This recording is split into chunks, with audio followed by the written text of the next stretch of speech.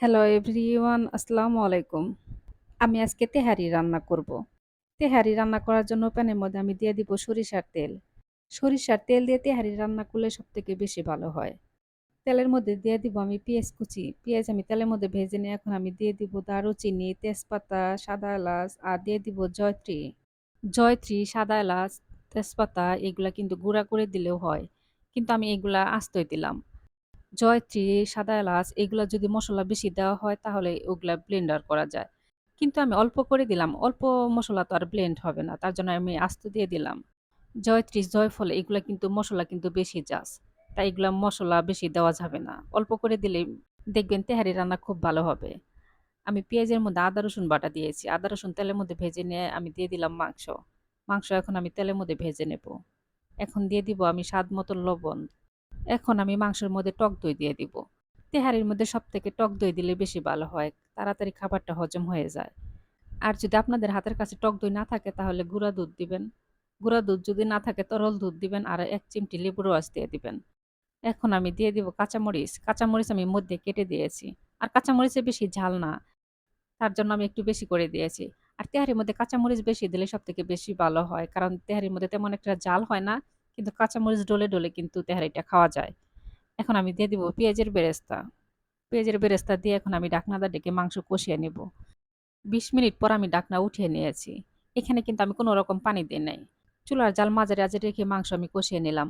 কারণ মাংসের মধ্যে তেল আছে আর মাংস থেকে পানিও উঠছিল। তো ওই পানি দিয়ে আমি মাংস কষিয়ে নিয়েছি। আর আপনারা চাইলে কিন্তু ফুটন্ত গরম পানি দিয়েও মাংস কষিয়ে নিতে পারবেন। মাংস কষানো হয়ে গেছে, এখন আমি চামিচ দিয়ে মাংস উঠিয়ে নেব। আমি আজকে গরুর মাংস দিয়ে তেহারি রান্না করতেছি। আর প্রত্যেকটা মাংসর পিচের মধ্যে দেখেন মাংসের সাথে কিন্তু তেল আছে। তেলযুক্ত মাংস দিয়ে তেহারি রান্না করলে তেহারি সবথেকে বেশি ভালো হয়। আপনারা কিন্তু যেকোনো মাংস দিয়ে তেহারি রান্না করতে পারবেন। খাসির মাংস দিয়েও করতে পারবেন, মুরগির মাংস দিয়েও করতে পারবেন। এখন আমি দিয়ে দিব ধুয়ে পরিষ্কার করে রাখা কালিজিরা চাউল। কালিজিরা চাউল আমি ৫ মিনিট ভিজিয়ে রেখেছিলাম। মাংস উঠানোর পরে প্যানের মধ্যে কিন্তু অনেকটুকু তেল ছিল। ওই তেলের মধ্যে আমি পোলাওর চাউলটা ভেজে নেব। মাংসের তেল যদি না থাকতো তাহলে আমি আলাদা করে ফোড়ন দিতাম তেল দিয়ে। কিন্তু ওইখানে অনেক তেল ছিল তার জন্য আমি এক্সট্রা আর আলাদা কোনো ফোড়ন দিলাম না। চাউল আমি ৫-৬ মিনিটের মতো ভেজে নিয়েছি।